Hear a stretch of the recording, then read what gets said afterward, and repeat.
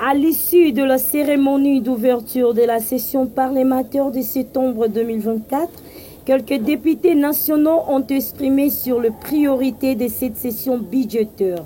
Après avoir écouté le discours tenu par l'honorable président de l'Assemblée nationale, le professeur Vital Kamerhe, c'est dans cette logique que l'honorable Andrito Alendo Eli de Faradje Ouele a insisté sur l'augmentation du budget et a rappelé au gouvernement de prendre à main leurs responsabilités pour éradiquer le problème du pays sur le plan sécuritaire. Et puis le discours de son homologue, président de l'Assemblée nationale et de Côte d'Ivoire. Ce qui a vraiment attiré mon attention, j'ai constaté que tous les pays africains, pour ne pas parler du monde entier, au souci de la République démocratique. Ce souci par rapport à la sécurité qui a élu domicile dans notre pays. Tout le monde a un souci, mais malheureusement les Congolais n'ont pas ce souci-là. Le gouvernement congolais n'a pas les soucis de ce qui se passe au Congo. Alors, je voudrais dire ceci.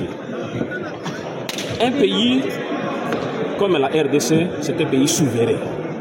Le pays a tous les moyens nécessaires pour éradiquer ces petits groupes armés au niveau dans la partie est de notre pays. Donc le pays a tous les moyens nécessaires. Malheureusement, manque de volonté politique. C'est cela qui manque. La guerre qui se trouve à l'Est, si c'était dans d'autres pays, une semaine, c'est beaucoup, c'est fini. Bien que la communauté internationale puisse aussi être impliquée dans cette affaire, mais la communauté internationale doit respecter la souveraineté de notre pays. Moi, je suis élu de Kinshasa. Nous avons des problèmes de praticabilité routière et puis nous avons aussi des problèmes d'insécurité surtout, d'insécurité grandissante au niveau de la ville de Kinshasa. Et on a aussi des problèmes d'embouteillage, d'électricité. Il y a pas mal de problèmes qui gangrènent la ville de Kinshasa. Et je pense que nous allons tabler sur ça. On fera pression au gouvernement pour que la population quinoise et la population de la RDC en général puissent... Je crois que ce qui est important pour moi en tant que député, c'est le fait que le président de l'Assemblée nationale a mis l'accent sur le contrôle parlementaire. Parce que tout part de là.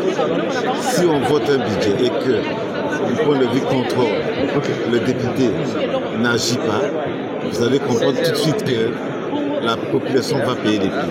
Et donc je me dis, tous les membres du gouvernement, cette fois-ci, nous allons commencer à les inviter pour qu'ils justifient les lignes budgétaires que nous allons allouer pour chaque ministère. C'est ce qui est important pour nous. Pour le reste, on va voir.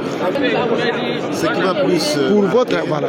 C'est d'abord le fait que la Première ministre a respecté les délais constitutionnels en déposant le projet du budget dans les délais. Ce qui est important.